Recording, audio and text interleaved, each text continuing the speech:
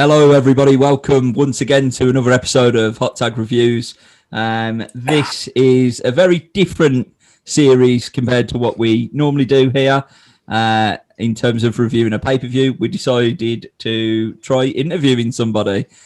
So I am Rob Campbell. I am alongside Daniel, the rugby rhino Cornfield. I'm Martin, jobber number 2, Holland.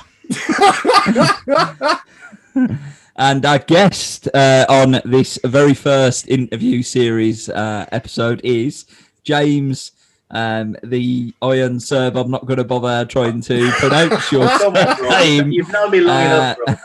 Vukmirovic. Close enough. Do you know what? I've always said this. If people have a go, then I'm fine with that. If they get it wrong, they get it wrong. You know, come on, it's 10 letters, but it's a lot of letters all in different places. Look, the Countdown Conundrum takes less effort than your fucking surname. Don't tell him. Thank you. Don't tell him how many people you've sent an email to because you've got like the wrong spelling on every single. But 10 emails. I wasn't going to say anything, but you know. Exactly what's happened. So just to explain what we're going to do, we're going to have a little bit of a chat with James here, or Serb, or, you know, I'll call him both throughout. Whatever happens. You can call me Susan if it makes you happy. Okay, Susan, first question. I thought he was going to shoot a question at him. It didn't happen. I did. You were interrupted. Oh, go on then. What time is it? What time do you want me to? It's 8:46 in the evening. What time do you want me to call for you tomorrow so we can go play in the outdoors?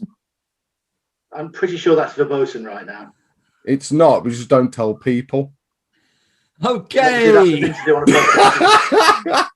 Yeah, so, having me on these interviews is not a good idea. No, it's probably not. So before we get sidetracked even more, just to let you know, we are also going to watch along a match of James's choice. Today, he has chosen the Velveteen Dream versus Aleister Black from NXT TakeOver War Games back in 2017. So something a little bit different to what we're usually covering at the minute, boys. I suppose, James, why that match? I've always liked it, to be fair. It's one of those matches that you can go back to and you can admire the psychology of it. You can admire the story of it. You can admire, everything that's sort of led into it, the way the story's told during the match, and obviously the ending and everything that sort of comes from that. It's a match that I think ticks all the boxes. I just happen to quite like it. When he said, what match do you want to watch? I thought, Jesus, I've been watching wrestling for nearly 30 years. You know, what do you pick? Do you go for some... But for shits and giggles, I nearly went for Briscoe versus Patterson in I think it was a hardcore evening gown match. Yeah. Just to get the opinion of what people would have thought. But you know what? Classic. I thought, yeah. That's when I say to people, you want to tell me that wrestling's fake? Watch that and tell me what you think. George Hackenschmidt, fuck off. Look at these two lads in nightgowns because some bloke went, "You'll be funny, boys, just like women." Yeah. In fairness, if you'd have chose like Ahmed Johnson, I think Mark would have reached for the screen and strangled you. I would not have turned up. Let's put it that way. We wouldn't want that to happen, would we? I wouldn't want to rock the boat. Yeah, there was somebody I could have picked, and I was looking at, I think because I do watch NXT and I like what NXT does, and there were so many from that. But the problem is, if you try and pick, say, Johnny Gargano versus Adam Cole, it's 47 minutes. It's a good match, though. That 2 out of 3 falls match is really good. Oh, that's what I tell people. That's what I say to people when I talk about storytelling in wrestling, because you think about you don't. I suppose wrestling is kind of like sex, isn't it? Because you don't want to sort of blow your load right at the beginning. You want to sort of build to it, and then at the end, when the climax comes, everyone enjoys themselves. Fucking hell. Or You've not a bit more t-shirt friendly. Or you've not wrestled for like nearly 12 months. Your first match back, and you've tried and chuck everything in the shine. Pretty much, yeah. In your entrance. I suppose we've all had this experience of this because we've all had our first few matches. When you've thought, I'd hope so. Christ, I don't actually know what I'm doing. Let's just throw everything in right at the beginning. Then you think, I'll still do that now anyway. So yeah. I mean, I'm 14 years on. I'm still working it out myself, but you suddenly think, well, hang on, I've thrown all this stuff in. The crowd's knackered, and now we've got to get to the finish. And you did a finish to a golf clap, as opposed to the end of that match that I was talking about, where the crowd is absolutely at a crescendo. They've been getting louder and louder and louder, and then the end comes, and wow, everyone's happy for Johnny Gargano, but they also admire the fact that Adam Cole's had this outstanding match. Yeah, absolutely. So, bit of a spoiler alert there for everybody. You may already know that we're wrestlers, as we talk about it from time and time again on the podcast. But James is also a wrestler. His character goes by the Iron Serb, Ilya Dragovic. Yeah, yes. If you were going to be pernickety, it's Dragovic, but it's close Dragovic enough works as well. So you said, you've been watching wrestling for over 30 years. You've been actually wrestling yourself for close to 14 years. So I guess what's your first memory of wrestling then, all those years ago, 31 years ago? Well, SummerSlam 1992, sitting in my grandparents' house in Morden, down in South London. And they had Sky, so it was always like, it wasn't the main reason we went to see them, obviously, because it's South London. It's a long, that's ridiculous. That sounds like the only reason. The Premier League was like exactly a short trip to get to South London. Let's be honest. I love the idea, though. Kayfabe, the Iron Serb personally booked a flight as a child to fly to London just to watch that match because they didn't have Sky in Serbia. Just to sit in the front room with Charlie Travers while we watched. I think it was just we were there. We were staying there, and SummerSlam was on, so it was live on. It was on live on Sky, so we watched it, and then the memory of British Bulldog versus Bret Hart.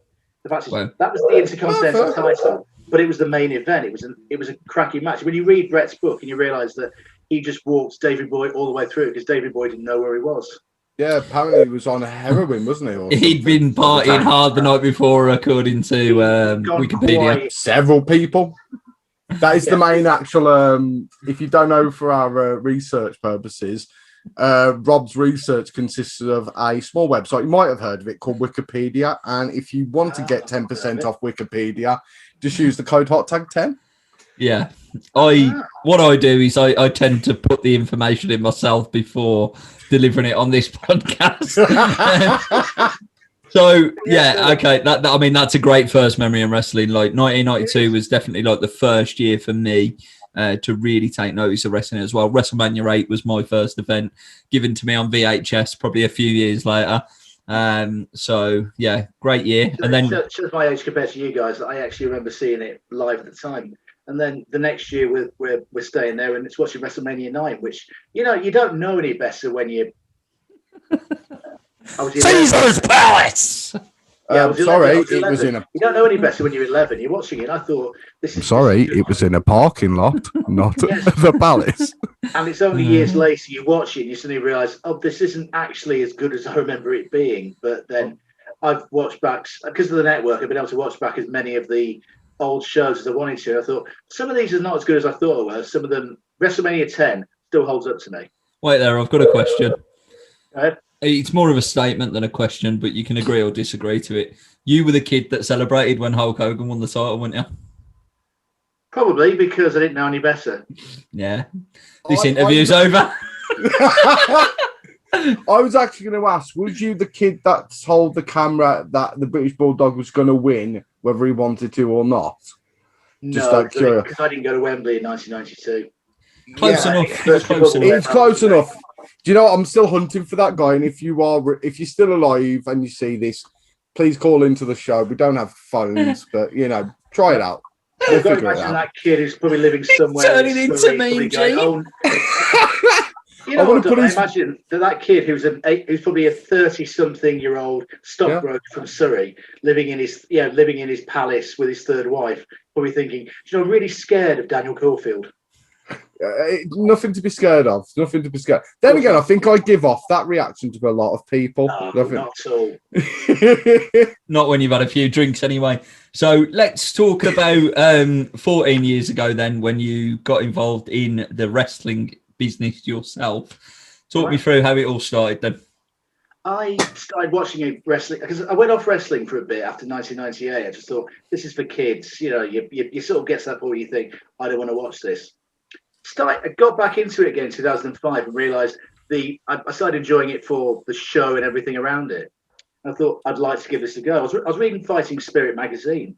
It was there at the time, and I was getting more into everything about it. And they were advertising wrestling camps in Norfolk, places like that. So it would have been with the Knight family. So I was looking at that, and I mentioned to someone I was going to go and do that, and he said, "What are you doing that for? There's one in Dudley you can go to. Is there?" Gave me the number for Kev O'Neill, and the email address for Kev, and then off we went. I turned up at Dudley Leisure Centre, and of the people who were there, I think there's probably about 3 or 4 of us who are still wrestling to this day. 2 of the people are on this call for a start. Well done for still being going. Well done. Yeah. All managed. I mean, Dom debuted before all of us, but I think our big official debut was that Battle Royal in 2008. I don't want to talk about that. End of interview. Good night, lads. You mean when you slipped and fell down on the way in? There we go. Or the fact that Kelsey will constantly show people that clip, regardless if he knows them or not. So we should. Yeah, and I want to try and get that on here. I do actually want to review that Rumble because how rotten it is. Well, it's when you realise you put 6 people who... Me and Mart have sat through enough of your ACW bullshit. Training. Well, you think about it, you put 6 people in there who've got maybe 6-7 months of training, in a bit of clever. First ever match, and you've just been told, so and so's got. You're all going out in this order. Yeah. The final 4 of these, don't throw them out, brother. Well, this is it. You're told go in there, have fun. And we did. Yeah. I'm sold. And then you realise that we're doing. I want to see. I'm done. There's suplexes. There's spears. There's the man who was Aaron Adonis got suplexed onto my ankle, which was fun the next day.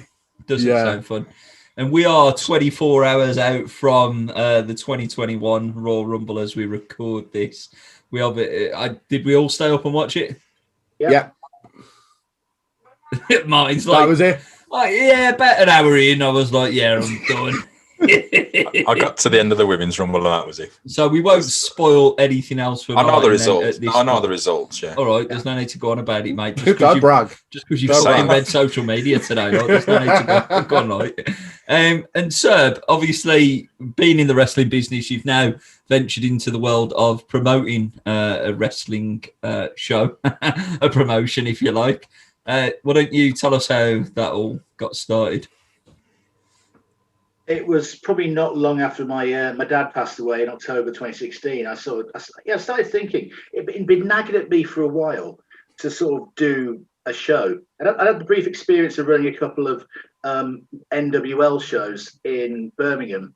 That venue, I believe the venue has now been knocked down, so that probably tells you how successful it was at the time. Effing chat for that venue, lads. When you got me and Carson Bailey main eventing, mate, in front of fucking 3 people, it says it all, doesn't it, really?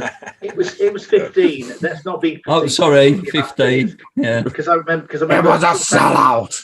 Because I remember thanking everyone afterwards. And thank you for coming. Thank you for coming. Thank you for coming. So we did that show. I did them, and I think it gave me the experience of at least putting a show together. But it was never my show. And it was while driving past the church hall, and in a moment of serendipity I looked and I thought that could be good for a show. So went in, had a look, got the phone number of the main contact for it, and I just thought, do you know what, fuck it, let's go for it, let's do it. So Wolfram Pro Wrestling started March 2017. First show was 2 months later in front of 20 people, but as word of mouth goes on, and here's the thing, you can look at that. I think of all the people who were on that show, there's maybe 6 or 7 people who are actually punters. The rest were wrestlers or people who were there to wish people well or wish me well, or my mum, because she was running the shop. Yeah. But after that point, it started to get a bit of traction. I think the next show being I can't remember if it was the Battle Royal show or the Rumble show, but it turned out to be a really good, fun show that people enjoyed and watched, and then they started to tell people about it. And one of the things that always gets me is some of the people who came and they'd become regulars. And the one woman it was her and her son who turned up the first time, and March last year, the last show, she'd booked 18 tickets. So it's staggering the way it goes up. I mean, the biggest crowd so far is just over 100. Yeah. Which and you've two of you. I mean, Mark's not been in that room yet, but you two have been there and you've wrestled on the show, and you know what that room's like. And I think when it starts to build up, and I keep being told that people will sort of whisper in my ear and they'll say, well, maybe you shouldn't do this for this crowd, or you should do this for that crowd. And I think, no, let me do what I'm going to do. I'll listen to suggestions. I'll always listen to ideas from people, but half the time I have an idea of what I want to do with that show. And I want to see if it works. If it doesn't work, I won't do it again. The strap match between Liam Perrin and TJ Sky, there were people looking going, really, do you think that's the way it's going to work? And I said, it will work. And it was an absolutely cracking match. Would you say it was a belter? Yeah. They did everything. Okay, so I'll repeat what I said. Would you say that match was a belter? It probably was, yes. There's the echo. Thank you. Yeah. I rest my case. I got it the first time, but I just carried on, Dom. So it's still good. Okay, so I didn't know we heard that or not. So. Now that you mentioned Liam Perrin, he wouldn't forgive me if I didn't mention this, but he once pitched to me, or maybe even you at some point, that you should go through a gimmick change. Do you recall what this gimmick change should be? Steve from Autoglass. Yes. Steve from Autoglass, absolutely. So, do your character accent for us, please. Just give us a little bit of the Iron Serb. Tell the world that you're going to kick RC Chaos's ass or something like that in Serbia. RC Chaos, you have misled me. You have annoyed me, and you have pissed me off. Don't let me take my glasses off, buddy. And I'm going to crush you. Don't want him to release. I'll fuck him up. That voice is hard to hold. Yeah, you can't. You understand why I'm doing this as this and all that. That's why it's so nice with Wolfram to be me. I mean, okay, I've got a slightly gimmicky name there, but it's me. I don't want to be a heel on that show. I didn't even want to be a wrestler. The one match I would judge was just. The sad thing is, 14 years of wrestling, that might actually be the best match I've had.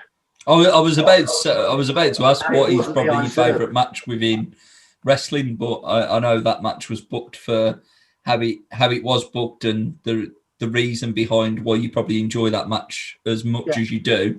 But other than that, then what is your favourite match within wrestling? Okay, that's my favourite one. Is, shall we say, James Travers? That's probably one of my favourite ones. The favourite matches I've had have been they're probably both Phoenix, to be fair. In fact, no, one was at Phoenix, one was at Coventry Pro Wrestling. None offence taken, don't worry. Yeah, no offence taken. Yeah. Oh, I enjoyed Hardmine, trust me, but here's what I said about that. It was difficult to do because it was face on face, and you're trying to get the crowd to be on your side in that. So yeah, it was what it was, and it was good. No, yeah. But the best two, I'd say, you shit Iron Serb versus. That's how they say rotten in Serbia. I don't actually know how they say rotten in Serbian, to be honest. I'd have to figure that one out. So it's not living the gimmick. Just a quick question, Mark. I've been to Serbia 13 times. I think I've lived the gimmick enough times. And yet you still don't know the word rotten. Come on. Just a quick question. So in response to like your sort of character, just like obviously thinking of your character and using your own heritage as your character, is there anyone you looked at and went, actually, I really like their character and I'm going to take parts from that? And why did you think King Mabel was the right person to do that with? Well, he was the world's largest love machine, so I think that was a good thing to attest to. He also was royalty. But no, in all honesty, like, he really if you was to actually pick a wrestler that you went, right, I like what you're doing, I'll take some of that. Who's like your influences? Probably Ahmed Johnson. If you look at wrestling and you look at, you take everything's an imitation. So I'm doing ostensibly a foreign gimmick. So you're looking at Nikolai Volkov, Ivan Koloff, Yokozuna. Fuck Hulk Hogan. But well, maybe not. But I mean, people like Ludwig Borg is a good example because he was actually from Finland, wrestling in America, saying how much he hated America. So he could pull that off quite nicely. I just play the part of a Serb who has moved to the UK to wrestle, but he's there because he's getting paid. He's not there because he loves the place. except now in Phoenix where they turned me face and it's kind of worked. But it happened all of a sudden. But an FCW where, as we've sort of seen, it kind of happened over a few months after Lee Massey and Mark Hogan and I beat the crap out of each other in a street fight. And if you're talking favourite matches, that's actually a favourite match of mine, just because of the fact that it had no rights to be a good match, but it turned into if you think about it, it had no right to be a good match, but it was really good. It really worked nicely. The match with Dan Tucker in Phoenix, where I lost the Phoenix belt to him, I was really proud of, just because of the build of it, the crowd reaction to it, and the fact that it told a story. The match with Leighton Sims, and this is okay. I want a championship, whoopie do, but the championship was sort of, I didn't know I was winning it until the day I got there. I just thought we were having the match. Yeah, it was a street fight, but everything about it was. I don't. Yeah, no one I'm not a big fan of those matches unless they have to happen. But we got to beat the crap out of each other, and it made sense. I've got a quick question for you. Oh, okay. You're laughing at? I appear to have broken Rob.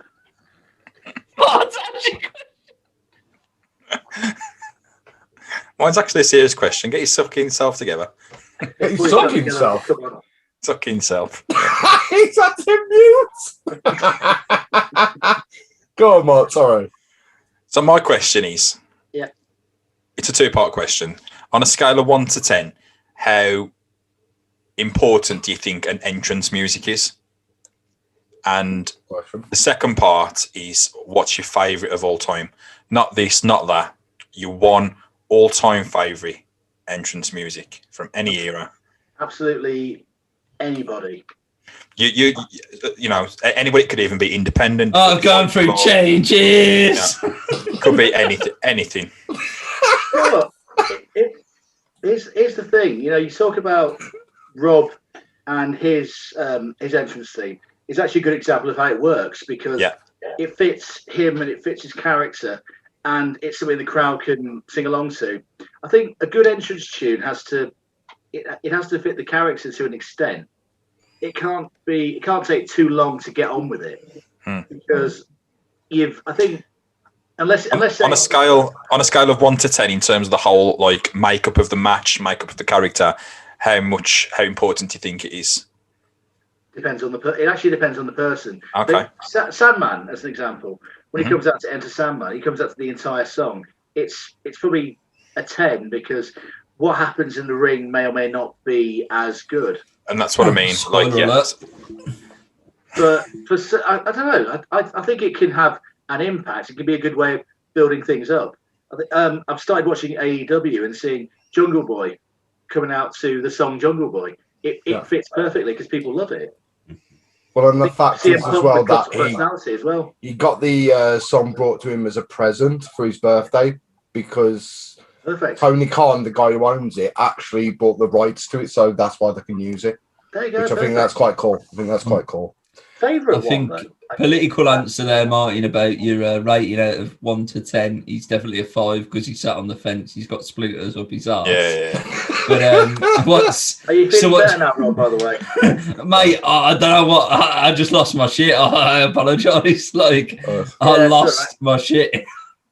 I noticed that. I've not broken somebody that hard in a long time. You broke me. You broke me incredibly hard right then. I would say that tune though. I'd have to think about that, because there's ones I like. I always liked. I like Cult of Personality. I thought that always worked really nicely for CM Punk. I like Edges. Yeah, I think. Which one? I think you know me. It works nicely. Which one? Is that several? Yeah. Well, the one that he honestly. Exactly. Metalingus. Yeah, and I loved Mr. Perfect's. And just while we've got a couple of minutes left before we go into the match, obviously talking about music, you are currently a radio presenter, I believe, James. Is that correct? Yes. I volunteer for Black Country Radio. I do sports show on Tuesday nights. I've also been doing news for them. I'll actually be doing that when we finish here tonight. I would honestly love to hear you read the news. Well, you can if you listen on a Tuesday or a Thursday. Okay. Plug it now. Oh, James. brother, you got chance to plug. Do it. Exactly. Yeah. It's on the top of the hour and the bottom and at the half past the hour. So you get the top of the hour, you get the headlines. Bottom of the hour, you get the actual new broadcast. Also on Tuesdays, I do the sports show, which is 3 hours of sport and music. I also did my own cover show at the end of December. It was part of the Christmas schedule. I suggested it because I'd always had the idea to do it, and then I got to do it, and it was great. Just playing lots of great songs and surprising some people. Like I bet people never knew that "The Best" by Tina Turner wasn't the original version. But there's a quick question for you guys. I mean, to be completely honest, it doesn't fucking matter who did the original version because Tina is simply the best, isn't she? Yeah. It was. It was Bonnie Known Tyler. to be better than all the rest as well. It wasn't very good. No, I would imagine not. In my mind. But yes, so I've been doing that. I've also been interviewing people on shows, and for example, I interviewed Jig about FCW. Yeah. And had a great chat about that. And there was a little thing behind that. I asked Dan first, and Dan said, I don't really feel comfortable doing that. I thought, fair enough. I did think about Rob, but then I thought, Rob might have a tendency to get carried away, whereas Jig could actually, stay on an even keel. So when I'm on the radio, I wouldn't get pissed out my tree and start asking random questions. But on that note, all of the gimmicks, all of the drama, all the politics, that's the interview segment done. Thank you very much, James. And we'll be right back with our watch-along match.